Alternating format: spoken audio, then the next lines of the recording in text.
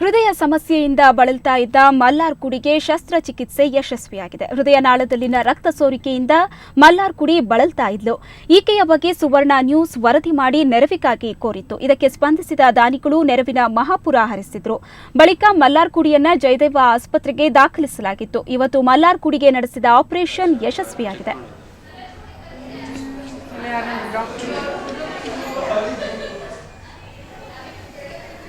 ಈ ಬಗ್ಗೆ ಹೆಚ್ಚಿನ ಮಾಹಿತಿಯನ್ನ ಪಡೆಯೋಣ ನಮ್ಮ ಪ್ರತಿನಿಧಿ ಅಶ್ವಿನಿಯಿಂದ. ಅಶ್ವಿನಿ, ಮಲ್ಲಾರ್ಕುಡಿಯ ಆರೋಗ್ಯ ಸ್ಥಿತಿ ಹೇಗಿದೆ? ಇನ್ನು ಎಷ್ಟು ದಿನಗಳ ಕಾಲ ಆಸ್ಪತ್ರೆಯಲ್ಲಿ ಇರಬೇಕಾಗುತ್ತೆ ಅಂತ ವೈದ್ಯರು ತಿಳಿಸಿದ್ದಾರೆ?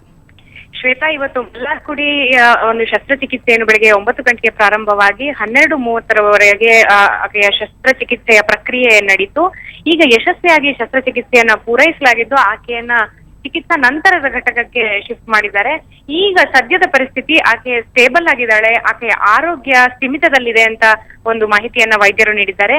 ಸೀತಾರಾಮ್ ಭಟ್ ಎನ್ನುವ ವೈದ್ಯರ ನೇತೃತ್ವದಲ್ಲಿ ನಡೆದ 3 ಗಂಟೆಗಳ ಕಾಲಕ್ಕೂ ಹೆಚ್ಚು ನಡೆದ ಈ ಶಸ್ತ್ರಚಿಕಿತ್ಸೆ ಯಶಸ್ವಿಯಾಗಿದೆ ಅಂತ ನಮಗೆ ವೈದ್ಯರು ಮಾಹಿತಿಯನ್ನು ನೀಡಿದ್ದಾರೆ. ಇನ್ನು ಕೇವಲ ಒಂದು 4-5 ದಿನ ಅಥವಾ ಒಂದು ವಾರದಲ್ಲಿ ಆಕೆ ರಿಕವರ್ ಆಗ್ತಾಳೆ. ಆ ನಂತರ ಒಂದು ರೆಗ್ಯುಲರ್ ಚೆಕಪ್ ಮಾಡ್ಬೇಕು. ಅವಳಿಗೆ 1 ತಿಂಗಳಿಗೆ ಅಥವಾ 2 ತಿಂಗಳಿಗೊಮ್ಮೆ ಅವಳು ರೆಗ್ಯುಲರ್ ಚೆಕಪ್ ಅನ್ನ ಮಾಡಿಸ್ಕೊಳ್ಬೇಕು. ಅಷ್ಟು ಬಿಟ್ರೆ ಬೇರೆ ಯಾವುದೇ ಕಾಂಪ್ಲಿಕೇಶನ್ ಇಲ್ಲ. ಆಕೆಯ ಆರೋಗ್ಯ ಸ್ಥಿತಿ ಸಂಪೂರ್ಣ ಸ್ಥಿಮಿತದಲ್ಲಿದೆ, ಸಂಪೂರ್ಣವಾಗಿ ಆರೋಗ್ಯವಾಗಲಿದ್ದಾಳೆ ಅಂತ ವೈದ್ಯರು ಮಾಹಿತಿ ನೀಡಿದ್ದಾರೆ. ಶ್ವೇತಾ, ಓಕೆ, ಧನ್ಯವಾದಗಳು ಅಶ್ವಿನಿ ನಿಮ್ಮೆಲ್ಲ ಮಾಹಿತಿಗಾಗಿ.